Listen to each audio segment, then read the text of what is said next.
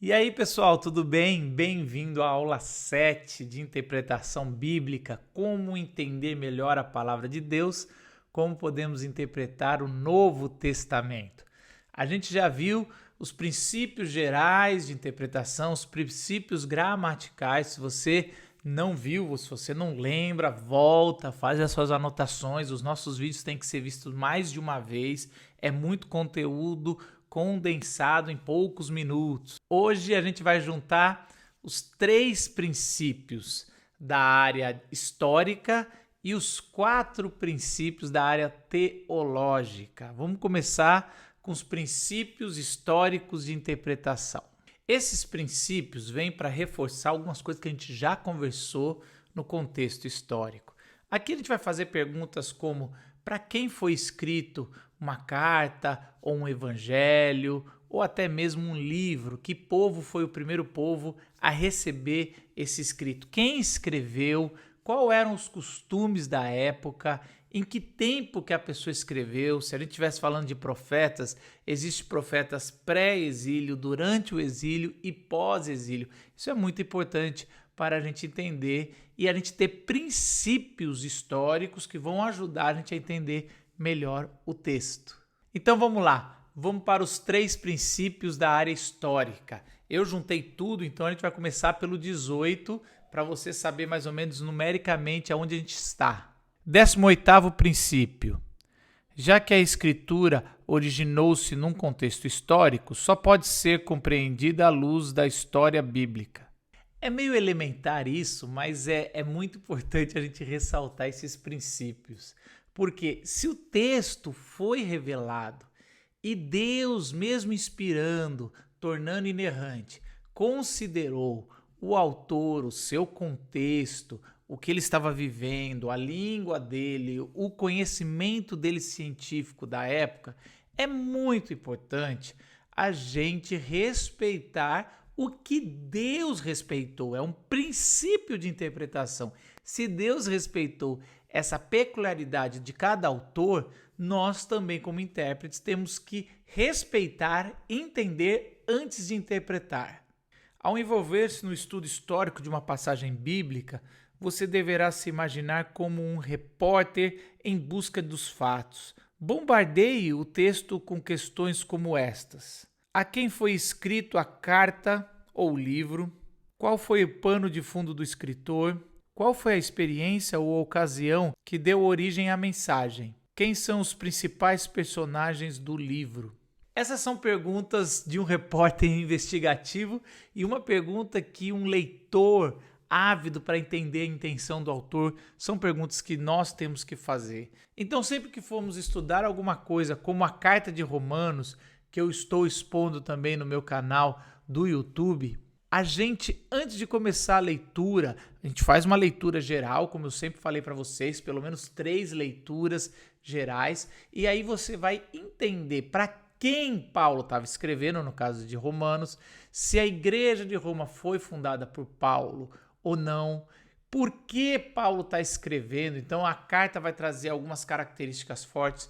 Por que Paulo está escrevendo? No caso ali da carta aos Romanos, por que Paulo parece que o tempo todo está tentando administrar os gentios convertidos e os judeus convertidos? Isso tudo é importante a gente entender para começar a depois se aprofundar nas perícopes, nos pequenos trechos de uma carta ou então de um livro. Como eu sempre digo, o seu objetivo é colocar-se no cenário do primeiro ouvinte. E aí, colocando-se no meio delas, você pode fazer essas 2 perguntas. Quais eram os interesses dessas pessoas que estão recebendo essa carta ou esse livro? Como Deus via a sua situação? Isso é muito interessante. Dependendo como você vai se sentir, o primeiro público, e como Deus está vendo isso, uma coisa é você receber o Pentateuco, os 5 primeiros livros no deserto, ali com Moisés falando e escrevendo o tempo todo. Outra coisa é você receber um trabalho encomendado de Lucas para escrever o Evangelho. Ou uma carta de um dos apóstolos, mas que não foi a pessoa que fundou a igreja, que é o caso dos romanos que estão recebendo a carta de Paulo. Um bom exemplo é a carta que Paulo escreve para a Galácia a carta de Gálatas. Como a igreja no Novo Testamento surgiu entre o povo hebreu, entre os judeus, Jesus era um judeu, os discípulos eram judeus. Quando a gente tem ali em Atos 2 a pregação de Pedro aos apóstolos, a gente vai perceber que todos os que estavam ali ouvindo estavam ali porque eram prosélitos, estavam ali pela festa de Pentecoste e eles se convertem ao caminho de Jesus. Então a igreja primitiva, ela é feita por judeus e por prosélitos. Tá ali, é uma extensão do judaísmo, ou é uma consequência do judaísmo. Mas ao longo de Atos a gente vai ler, por exemplo, que Deus começa a agir entre os gentios, começa com Samaria, depois vai para o eunuco, e no final Deus revela para Pedro, lá em Cornélio, o centurião, que Deus estava batizando no Espírito, ou seja, salvando no Espírito e dando dons os gentios, e Deus deixou bem claro que a gente não chame de imundo aquele que eu já purifiquei. Então Deus começa a expansão, e aliás, isso é um olhar muito claro de quem escreveu Atos, que é o olhar de Lucas, o estrangeiro. Talvez é o único estrangeiro a escrever alguma coisa no Novo Testamento. Tudo isso acontece nesse primeiro período da expansão da igreja em Jerusalém. Pedro relata tudo o que aconteceu com Cornélio lá na igreja de Jerusalém, e eles aceitam porque era obra do Espírito Santo. Mas isso foi retomado depois com o apóstolo dos gentios, o apóstolo Paulo. Ele ia começando novas igrejas, esse era o chamado dele, aliás, esse é o chamado do apóstolo, né? O que começa novas igrejas, e aí ele ia plantando, só que um bom grupo de judaizantes, eles não aceitavam esse negócio dos gentios entrar para a fé judaica, mas não entrar do jeito que toda a tradição entrava, que era pela circuncisão e o cumprimento das leis cerimoniais. Então eles iam atrás de Paulo, principalmente na primeira viagem, eles iam remendando o que Paulo falava, falando, olha, Paulo ele está meio equivocado, se vocês querem se tornar um seguidor de Jesus, vocês precisam se circuncidar, vocês precisam ser filho de Abraão. E aí Paulo leva isso para o concílio de Jerusalém, o primeiro concílio da igreja mesmo ali, onde estava reunido todos, e eles decidem que não precisa circuncidar. Olha que interessante, isso é revolucionário. E Paulo, mesmo assim, para não escandalizar os mais conservadores, ele pede para Timóteo se circuncidar, que era um gentio, mas ele pedia para ele se circuncidar para não dar problema. Mas Paulo o tempo todo, e aí você vai entender um pouco as cartas de Paulo, vai ter que explicar direitinho como isso acontece. Por que um gentio não precisa entrar para o povo de Deus com a circuncisão e qual é o meio de entrar para o povo de Deus? E aí Paulo vai dizer que é pela fé em Jesus Cristo é imputado, assim como foi em Abraão, é imputado também para mim e para você que somos gentios, pela fé em Cristo Jesus. E aí a carta aos Gálatas, vamos voltar para a carta aos Gálatas, Paulo já começa dando uma bronca, porque Paulo foi lá, plantou, cuidou com carinho daquela igreja, e a igreja começou a dar ouvido para os judaizantes e começaram a voltar para a lei. E aí Paulo bate muito forte, não só nos judaizantes, mas na lei também, como um meio de salvação. Ele fala, nunca foi e não é para os gentios, é a fé em Cristo Jesus. 19º princípio. A revelação de Deus nas Escrituras é progressiva e tanto o Novo como o Velho Testamento são partes essenciais para a revelação e formam uma unidade. Eu postei um vídeo extra com meu amigo doutor Alex, o teólogo alemão, e ali ele entende bastante de revelação progressiva, entende muito de reforma, e eu chamei ele, aliás, ele fez vários vídeos comigo, e um deles ele vai falar sobre revelação progressiva. Mas também é importante eu bater um papo com vocês como esse princípio é importante para nós. Esse princípio surgiu para falar o seguinte: Deus é o mesmo ontem, hoje e sempre. Deus sempre foi o mesmo, mas nós não somos o mesmo. Por isso que a gente vai ver uma diferença de entendimento, mesmo Deus revelando a palavra de Deus desde o primeiro escritor, desde Moisés até o último escritor, são 40 escritores. O último ali, João, já bem velhinho, escrevendo sobre Apocalipse e as suas revelações, e todos esses são inspirados por Deus, mas existe uma grande diferença na percepção da revelação, de quem é Deus, das coisas que rodeiam a revelação e o Deus, o caráter de Deus, como céu, inferno e outras coisas, até mesmo ressurreição. Você vai ver Jesus discutindo ressurreição ainda no Novo Testamento. Várias coisas o povo foi entendendo com o tempo. Deus sempre revelava um pouco mais, não porque Deus queria fazer em conta-gotas, mas porque as pessoas não entendiam pela limitação da sua época e pela limitação de grande revelação que era se Deus colocasse tudo, fizesse um download de uma vez por todas. Então, é importante você entender que todo esse conceito é para a gente entender que Jesus é a plenitude dos tempos, é a plenitude da revelação.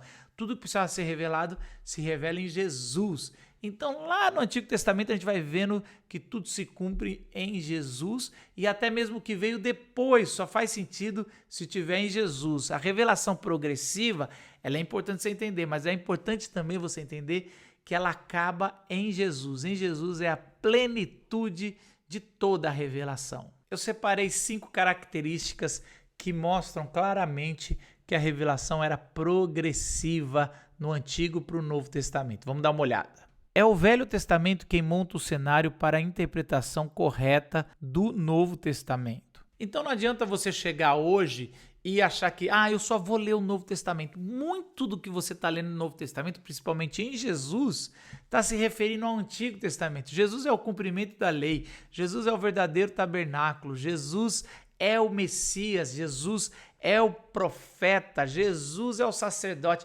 Tem tantas analogias do Antigo Testamento que se você não entender o Antigo Testamento, entender que o Antigo Testamento é o cenário perfeito para revelar Jesus, você não vai entender na plenitude da revelação o que quer dizer Jesus e a sua vida, a sua obra e a sua fala e quem ele representa no campo espiritual. Então, a gente tem que ter o Antigo Testamento e aquilo é tudo que vai preparar para a chegada de Jesus, o grande protagonismo. Então a gente costuma dizer que o Antigo Testamento é o cenário perfeito para Jesus estrear encarnado aqui na Terra. Mas também o Novo Testamento é um comentário do Antigo Testamento. Às vezes eu falo para você comprar os comentários, para você entender melhor o Antigo Testamento, o contexto histórico, mas o melhor comentário do Antigo Testamento é o Novo Testamento. Todos os autores do Novo Testamento, eles reinterpretaram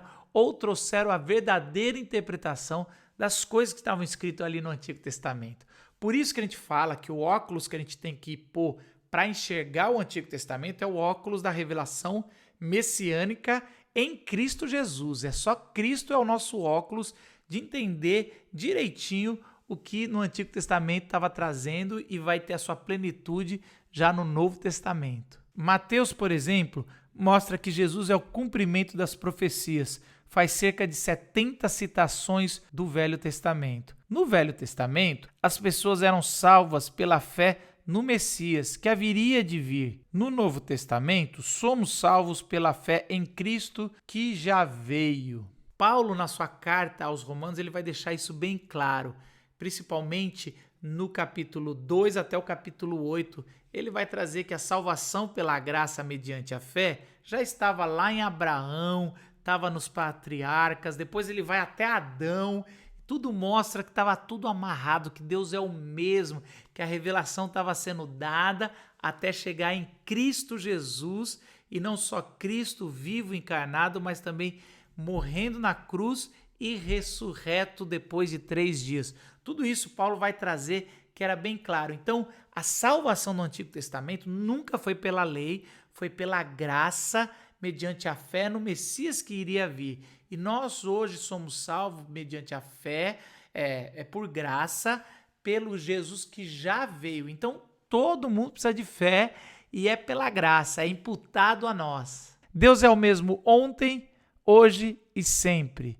A humanidade, não. É isso que você precisa entender quando você entende o conceito de revelação progressiva. Deus é o mesmo. Parece, às vezes, quando você olha uma revelação aqui e outra ali, que é diferente. Não, Deus é o mesmo. Então, é o mesmo que está revelando desde o começo, mas decide revelar melhor sobre ressurreição já no Novo Testamento. O conceito de inferno, ele é mais desenvolvido, até o conceito de Satanás é mais desenvolvido no Novo Testamento. Vários conceitos que para nós é consolidado, no Antigo Testamento não está tão bem consolidado. Você vai lendo, você não vai achando.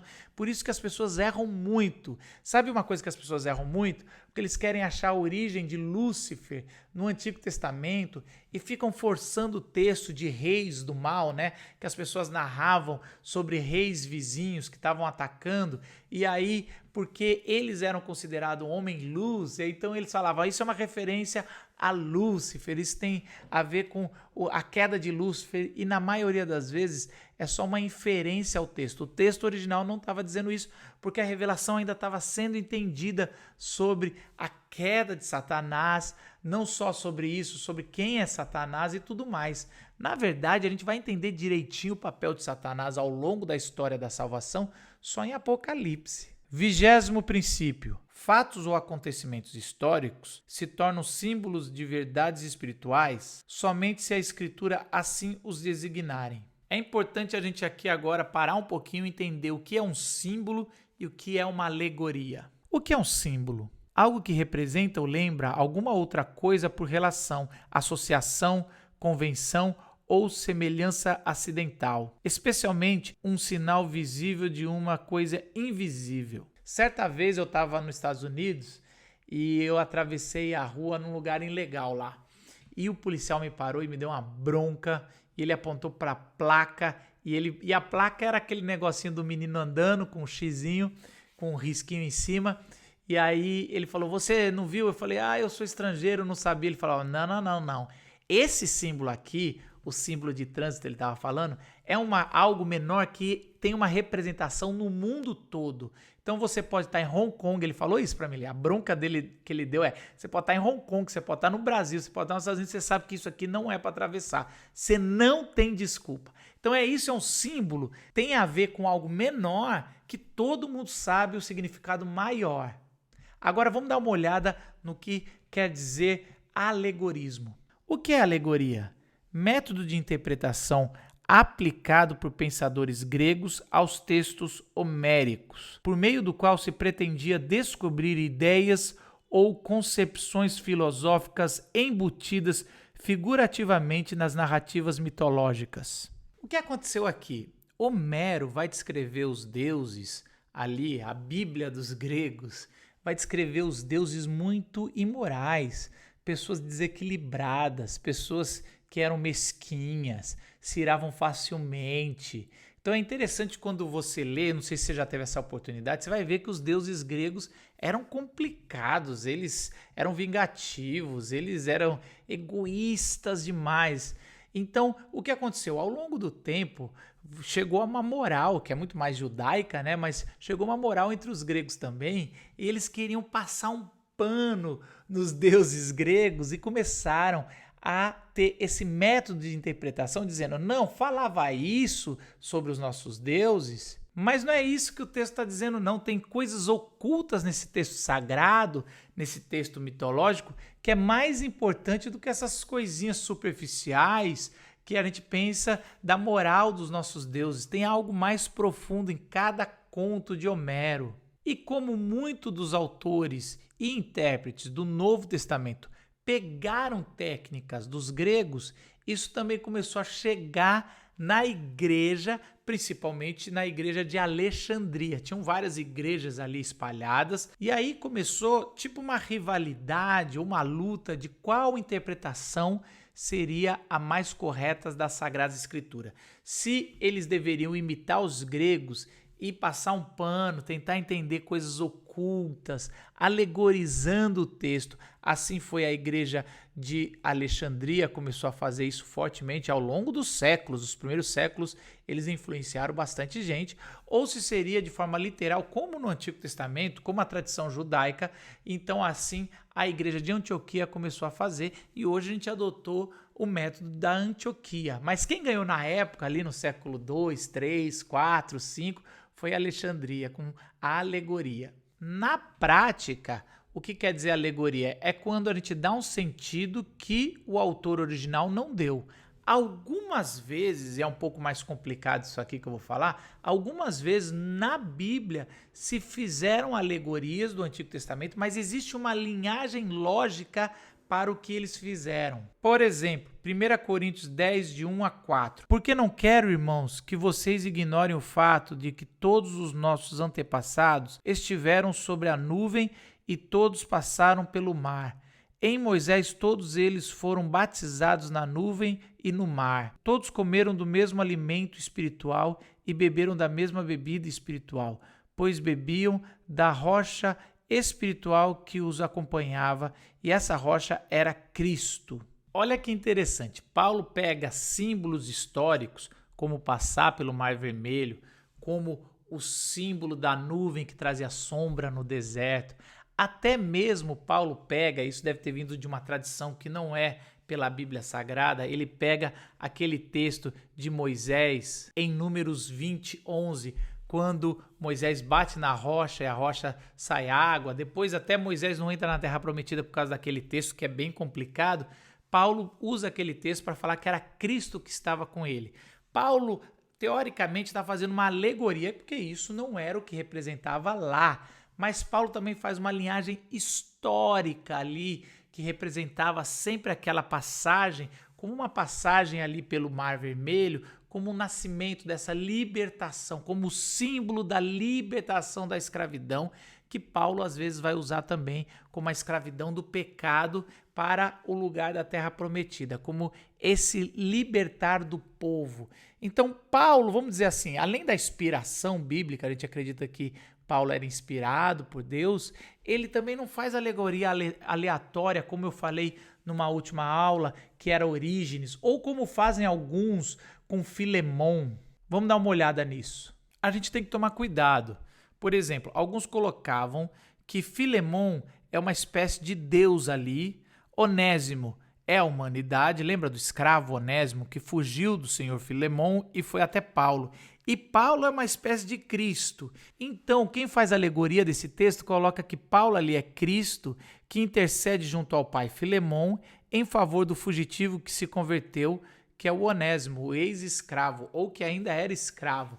Olha só, é muito bonito isso quando alguém lê Filemon desse jeito, mas Paulo não quis fazer essa referência claramente e não cabe a nós inferir ao texto coisas que não estão lá no texto. Porque daí não tem limites na interpretação e aí as pessoas vão falar o que elas quiserem e é a origem de todas as heresias e desvio da igreja. Então fica assim, a gente interpreta os textos históricos à luz da história, do que a gente conhece no seu contexto histórico. Agora vamos para mais 4 princípios, agora teológicos, para a gente entender e assim encerramos toda a nossa sessão de princípios da interpretação. É importante a gente entender o que quer dizer teologia. Teologia é o estudo de Deus em suas relações com o mundo. A fonte de estudo da teologia é a Bíblia. Então, a teologia, em sua tarefa, procura tirar conclusões baseadas em fatos sobre vários tópicos presentes na Bíblia. Aqui estão alguns exemplos. O que se assemelha a Deus, atributos de Deus, qual a natureza de Deus, qual a doutrina da salvação realmente válida e assim por diante. Esses princípios vão ajudar a gente a entender um pouco mais sobre quem é Deus ou quem está inspirando por trás da palavra de Deus, alguns princípios para a gente enxergar isso melhor. 11º princípio. É preciso compreender gramaticalmente a Bíblia antes de compreendê-la teologicamente. Assim como nós precisamos ir até o tempo do autor, entender o que ele estava dizendo ali com o primeiro público, a gente tem um primeiro passo. A gente primeiro interpreta de forma, vamos dizer assim, humana ou de forma literal, de forma que está escrito ali, depois a gente vai tentar fazer teologia, juntando várias verdades que a gente aprendeu ao longo da palavra de Deus. Então não dá para você já pular para a teologia, ou se a sua teologia está deturpando ou moldando a intenção do autor ali, o que o autor estava falando. Aliás, isso é um pouco do que realmente eu fico indignado, porque as pessoas hoje querem colocar que a gente tem que ou tomar cuidado com o liberalismo, né? Aqueles que não acreditam que a Bíblia é inspirada por Deus, aqueles que não acreditam nos milagres da Bíblia, esse liberalismo de 2 séculos atrás, e aí eles caem numa coisa chamada fundamentalismo, que é algo não nos fundamentos da fé, mas é algo com um movimento que também veio 2 séculos atrás para contrapor o liberalismo lá dos Estados Unidos, que também não respeita a intenção do autor. Por que eles não respeitam a intenção do autor? Porque eles estão tão apegados à sua teologia e à sua tradição que eles não conseguem ler o texto. No final das contas, nem os liberais, nem os fundamentalistas respeitam a intenção do autor. Por isso que só o discípulo de Jesus vai ler a palavra de Deus, iluminado pelo Espírito Santo, mas sempre buscando o que realmente o autor quis dizer e por que Deus permitiu e soprou no ouvido deles ou na alma deles aquilo que ele está falando com intenção. Vou dar um exemplo aqui com a carta de Paulo aos Romanos, que está muito fresca na minha mente, mas como é importante você interpretar primeiro gramaticalmente e depois teologicamente. Romanos 5,16. Depois você pode ler todo o argumento de Paulo, que é do versículo 15 ao versículo 21. Diz assim: não se pode comparar a dádiva de Deus com a consequência do pecado de um só homem. Por um pecado veio o julgamento que trouxe condenação, mas a dádiva decorreu de muitas transgressões e trouxe justificação. Paulo, no capítulo 4, ele puxa o pai Abraão para o público ali de Roma entender a argumentação dele sobre a justificação pela fé em Cristo Jesus. No capítulo 5, ele vai puxar em Adão. E é interessante que você tem que entender a construção que Paulo está fazendo, falando que por um só homem entrou o pecado na humanidade, ali ele está se referindo a Adão, e assim, muito mais, por um só homem veio também a salvação para toda a humanidade. Alguns querem isolar esse capítulo e falar, tá vendo? Paulo era universalista. E se você ficar só com esse capítulo, provavelmente você vai chegar a essa conclusão. Paulo aqui é universalista, porque ele está falando que o pecado veio, mas superabundou a graça por um só homem. Então, é um homem aqui, mas um homem muito maior aqui. E é verdade, Jesus é muito maior do que Adão. Agora, o que Paulo realmente está querendo dizer aqui é fruto de um argumento jurídico. Por um só homem que pecou, todos nós estamos condenados debaixo dele, que é representante da humanidade. Não quer dizer que eu pequei nele literalmente. Quer dizer que ele representava em nós e ele nos trouxe essa condição. Então não tem muito o que fazer. Agora, Jesus também é o nosso representante naqueles que estão em Cristo pela fé. É diferente, é outra coisa. A gente nem precisa estar na fé para estar em Adão, mas em Jesus a gente precisa estar pela fé. E aí, quem está pela fé em Jesus está muito mais salvo do que perdido, porque Jesus é muito mais do que Adão. Mas você primeiro precisa entender o argumento gramatical, jurídico que Paulo está fazendo antes de entender isso teologicamente, do que isso representa salvificamente para mim e para você. Concluindo rapidamente esse texto de Romanos 5, o que a gente aprende? Que a imputação da justiça de Jesus Cristo não afeta o nosso caráter moral, mas o nosso lado legal diante de Deus, a nossa posição jurídica. Assim como a santificação nos leva para uma condição de sermos santos, mas não nos torna moralmente santos imediatamente.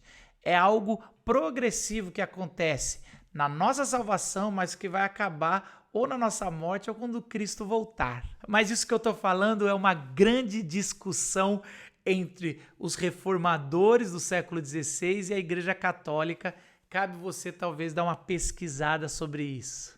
22º princípio. Uma doutrina não pode ser considerada bíblica a não ser que resuma e inclua tudo o que a Escritura diz sobre ela. Moral da história: nós não podemos fazer uma teologia em cima de um versículo bíblico. Em cima de 2 ou 3 já é possível. E quanto mais versículo apoia, mais robusta é essa doutrina que a gente pode fazer. Se a gente pega alguns versículos isolados e quer fazer a nossa doutrina sem pensar no contexto literário, no contexto histórico, a gente vai fazer doutrinas errôneas. Vou dar um exemplo para você. Romanos 3:28. Pois sustentamos que o homem é justificado pela fé independente da obediência da lei. Gálatas 5:18 diz o seguinte: mas, se vocês são guiados pelo Espírito, não estão debaixo da lei. Bom, se você pegar só esses 2 versículos, talvez mais um aí de Paulo, você vai acusá-lo de antinomista. O que isso significa? Que é alguém contra a lei. Aliás, essa era a acusação do primeiro século, ele não era unânime no primeiro século. Paulo está ali lutando pelo seu apostolado, porque uma das acusações daqueles judaizantes que seguiam Paulo, destruindo o que ele ensinava, era exatamente isso. Paulo ele não quer saber da lei judaica, ele está querendo destruir a lei revelada por Deus, e Paulo jamais faria isso. Ele estava concluindo algo que já era do primeiro século, que a salvação era pela graça, era imputada a Moisés, imputada a Abraão, imputada, aliás, a Abraão muito antes da lei, né? 400 anos antes da lei, se eu não me engano, 450 anos tem Abraão antes da lei, e também 19 anos antes da circuncisão de Abraão, Abraão já era imputado como justo. Então, Paulo só está sendo coerente com o que acreditava, mas você não pode pegar um versículo isolado e fazer uma teologia. Esse é um princípio importante. Uma coisa interessante é que no caso de Paulo é só você ir até o capítulo 6 de Romanos, ler o versículo 1 ao 4, que você vai ver exatamente Paulo falando contra esse tipo de argumentação, esse tipo de acusação contra ele.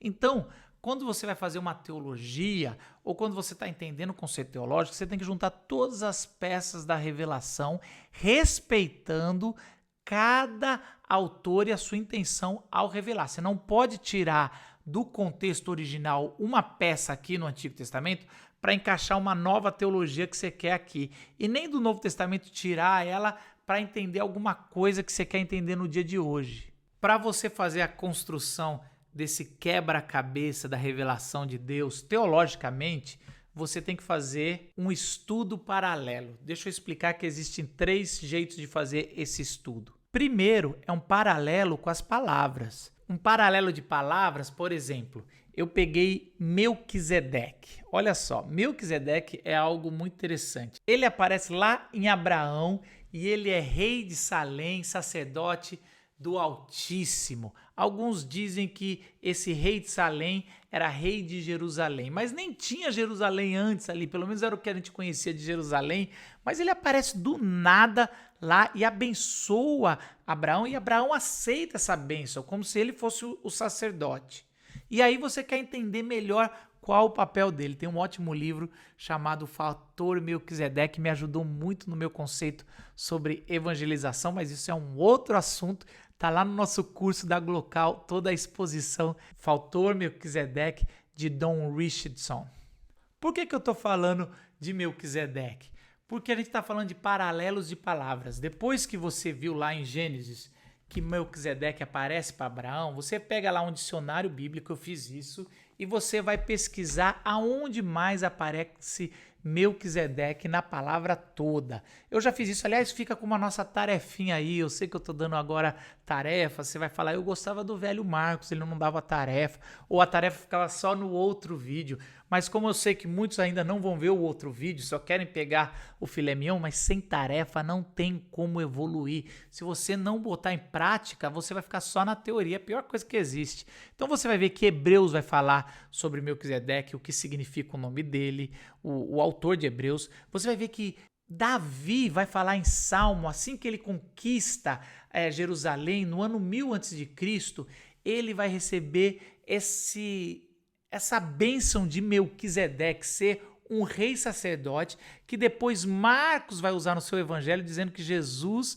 é um sacerdote porque ele é da descendência de Davi. Por que alguém que é da descendência de Davi, se você vai lá só em Marcos e não entende direito, você vai falar, por que alguém que é da descendência de Davi é um sacerdote? Davi não é um sacerdote, Davi é um rei. Aliás, um dos erros de Saul foi ter agido como um sacerdote e não como um rei. Por que Davi pode agir como sacerdote? Parece que Deus está protegendo, mas você tem que entender todo o fator Melquisedeque para entender legal e fazer um paralelo de palavras. Assim como qualquer autor, qualquer outra palavra, você vai pegar um dicionário bíblico e vai fazer esse paralelo. O segundo paralelo é o paralelo de ideias. O mais fácil é o paralelo de palavras, porque daí você vai no dicionário e faz. O de ideias é um pouco mais complicado. Por exemplo, lá em Mateus 21, 23, quando Jesus entra no templo e age com rebelião contra todo mundo que está lá dentro do templo, os sacerdotes, os mestres da lei vão lá e falam, quem te deu autoridade para fazer isso? Isso é muito para a gente pensar, ele mesmo, eu te dei autoridade. Mas isso era muito sério, porque estar em rebelião contra uma autoridade já começou ali em Gênesis 3, que é a primeira rebelião. Quando você vai para Números 16, você vai ver ali no Pentateuco a primeira rebelião para valer coletiva, né? Liderada por Corá, mas feita por 250 homens. Então ele vai lá e contesta a autoridade de Moisés, e aí Moisés ora, fala, tá bom, se eu não tenho a autoridade de Deus, que seja feita a vontade de vocês. E aí eles estavam levantando vários falsos testemunhos e com violência sobre isso. E no final das contas, no final do capítulo 16, você vai ver que a terra abre, engole Corá, toda a sua família, e também veio uma bola de fogo e consome todos os 250 que estavam contra Moisés. Então, rebelião contra alguma autoridade do templo, ou uma autoridade como Moisés, alguém que era grande, como Jesus estava fazendo ali, ao derrubar as mesas dos cambistas, as pessoas que estavam facilitando ali o comércio no templo, aquilo que Jesus estava fazendo podia facilmente ser considerado como uma blasfêmia contra Deus, uma blasfêmia contra o templo. Ele poderia ser apedrejado ali, ele só não foi porque ele tinha acabado de fazer a entrada triunfal. Mas se você não entender isso, fazer um paralelo de ideias para você entender o que quer dizer uma rebelião, o que quer dizer uma autoridade ou um conflito de autoridade ali, de alguém que é uma autoridade religiosa, e por que as pessoas não podiam fazer uma rebelião contra. Não é que nem hoje que a gente está no Estado democrático de direito, que dá para contestar e ainda não perder a vida, apesar que às vezes até hoje acontece isso, mas naquela época era muito mais grave. Então você só entende esse conceito se você fizer um paralelo de ideias. E por último, o paralelo de doutrinas. O paralelo de doutrinas é mais complicado ainda, mas você só vai entender revelação, justificação pela fé, a natureza de Deus, a natureza do homem, a natureza de Cristo, se você fizer um paralelo de doutrinas, e você vai entender, por exemplo, atributos de Deus. Esses tempos aí eu estava conversando com um amigo meu, pastor Josué Campanhã. Ele falou que nos seus devocionais ele só buscava características de Deus, atributos de Deus. Ele ficou por 2 anos fazendo devocionais assim.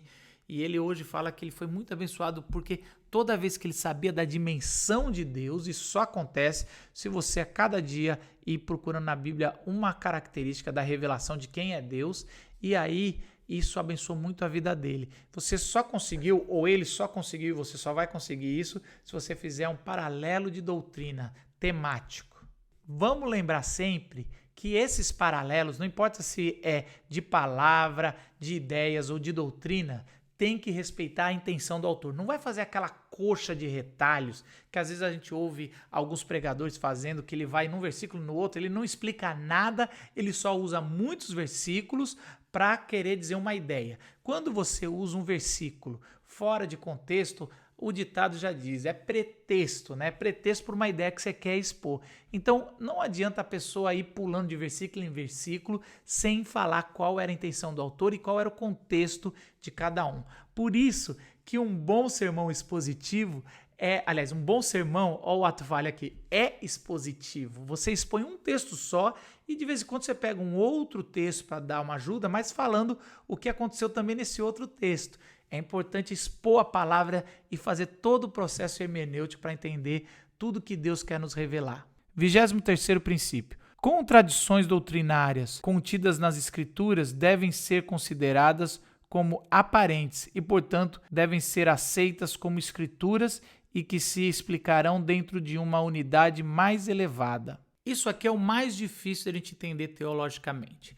Às vezes a Bíblia vai falar uma coisa e o outro autor, ou até mesmo o mesmo autor, vai dizer uma outra coisa e você fala, então é o quê? É um ou é outro? A gente está acostumado com esse silogismo, então a gente fala que ou é esse ou é aquele. E não necessariamente é um ou é outro. Às vezes pode ter duas verdades, principalmente de forma doutrinária, que subsistem. Soren Kierkegaard vai dizer que os paradoxos da Bíblia é o que traz algo mais precioso dela.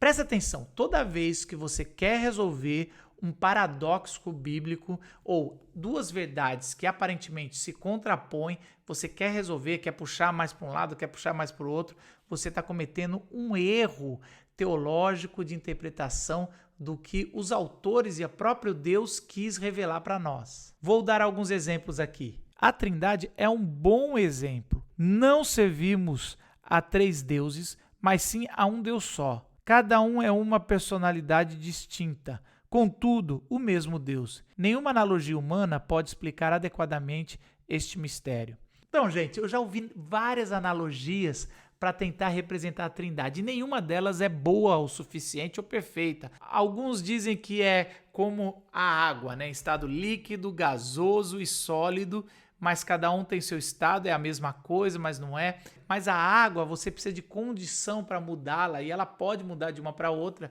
E nosso Deus Trino, ele é um só na sua essência, mas três personas diferentes. Não tem muito o que fazer, não tem nenhum paralelo que chega perto. É uma ideia que não dá para entrar na cabeça e conciliar, mas a gente aceita pela fé.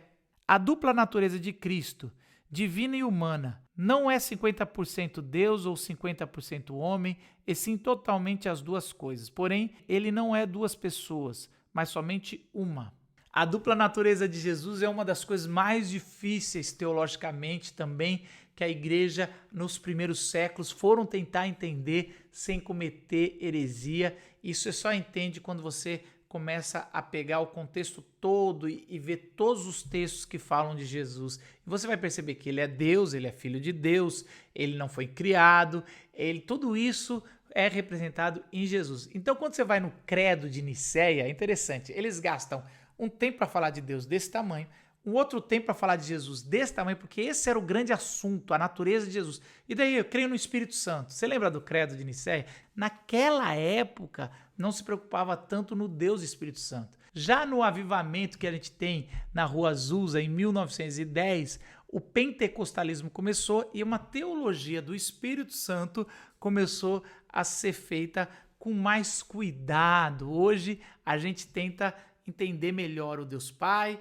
o Deus Filho, que já está consolidado, e aí o Deus Espírito Santo, que é o grande boom que teve no século 20 e 21. Um outro exemplo bom é a origem e a existência do mal. Em termos lógicos, a mente humana deduz que de duas coisas, uma é verdade. Ou Deus criou o mal, ou esse lhe é coeterno. A Bíblia nos induz a crer que nenhuma dessas coisas é verdadeira. É um mistério. Já entrou nesses debates? A gente que passou pelo seminário, a gente nem gosta muito mais desses debates, porque eram muito calorosos naquela época e agora nem tanto. Mas é interessante isso. Se Deus criou o mal necessariamente, ou não necessariamente, mas filosoficamente, teologicamente, ele é pai do mal. E Deus não vai criar algo mal contra a natureza dele. Mas se o mal é coexistente com Deus eternamente, o mal é um Deus também. O mal é algo que pode contrapor Deus. Então, a origem do mal é algo difícil de se entender, mas a gente tem que entender que nem Deus criou o mal e nem o mal é existente eternamente. Ele sempre foi uma possibilidade que quando Deus materializou o bem, o mal veio a existir. E por último, a soberania, a eleição de Deus e a responsabilidade humana. Por exemplo, em Efésios 1:4, Paulo afirma que Deus escolheu o crente em seu soberano conselho antes da fundação do mundo. Em 2 Pedro 3,9, Pedro diz que Deus deseja que todos cheguem ao pleno conhecimento da verdade. São duas coisas que a gente não pode escolher um lado. Eu vejo gente colocando como se fosse uma invenção de Calvino a eleição. A eleição é bíblica. Ela está lá no Antigo Testamento em abundância e no Novo Testamento, pelo menos em 3 textos muito claros. Mas também existe uma responsabilidade humana, existe algo em nós que nós devemos realmente buscar a Deus e está em nós. Não é mérito de salvação, mas tem algo em nós. E isso a gente tem que viver com os dois. Repito, toda vez que você escolhe um lado nessas tensões paradoxais que a Bíblia traz, você vai estar propenso a cometer alguma heresia. Nesses temas aqui e alguns outros, você tem que ficar com as duas verdades que a Bíblia revelam, mesmo que na razão, lembra que a maior autoridade é a Bíblia e não a nossa razão, mesmo que a sua razão não encaixe perfeitamente. 24º princípio e último princípio. Um ensinamento implícito na Escritura pode ser considerado bíblico quando uma comparação de passagens correlatas o apoia. Aqui você vai ter que usar uma técnica de silogismo que às vezes os autores bíblicos usaram, mesmo que a palavra silogismo e toda a técnica veio muito tempo depois, então não é um anacronismo que a gente está fazendo aqui. A gente só está falando que é algo lógico. Quando um texto apoia o outro e a gente pode fazer conceitos lógicos. Vou dar um exemplo aqui. Na época de Jesus, tinham 2 facções. Tinha os fariseus, que Jesus se identificava com eles, mas era o grupo que Jesus mais batia, talvez porque se identificava. E tinha os saduceus, que eram ali do templo, a maioria eram sacerdotes. E eles, os saduceus, não acreditavam na ressurreição. Eles não acreditavam, eles acreditavam que era aqui. Eles eram existencialistas. O que tinha aqui, acabou aqui. Mas os fariseus acreditavam na ressurreição. Olha que interessante, Jesus nem teve tanto problema com os saduceus, talvez porque ele já cortava o barato dos caras na hora. E contra os fariseus, Jesus já teve bem mais. Mas nesse argumento, uma vez que Jesus foi questionado por eles, em Marcos 12, versículo 26 e 27, Jesus vai fazer uma lógica dizendo, voltando lá para Abraão, em Êxodo 3, e falando, olha, se nosso Deus é Deus de vivos, ele é Deus do pai de Abraão, Isaac e Jacó, ele é Deus de vivos e não de mortos. E aí a gente vê esse silogismo aqui que a gente pode ver. A premissa é, Deus é Deus de vivos.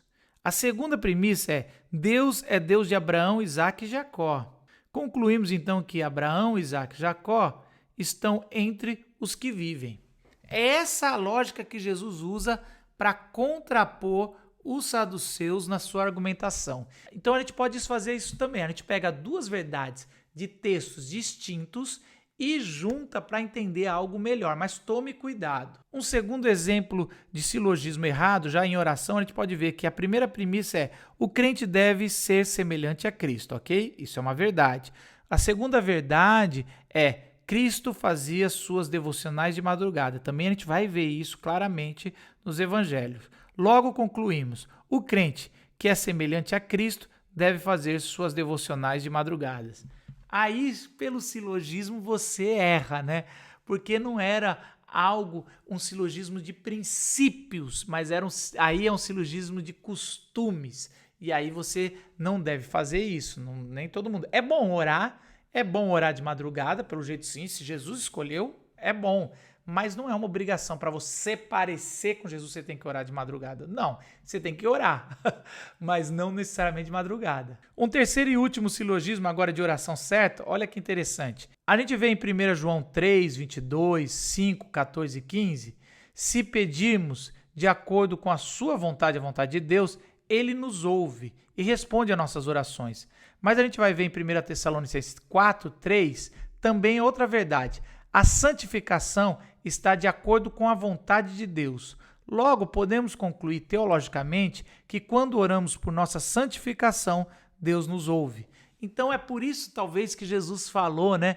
Olha, não nos deixe cair em tentação. A tentação eu sempre pensei, é minha, né? É meu problema a tentação. Por que eu estou pedindo para Deus não cair na tentação? Eu que não devo cair.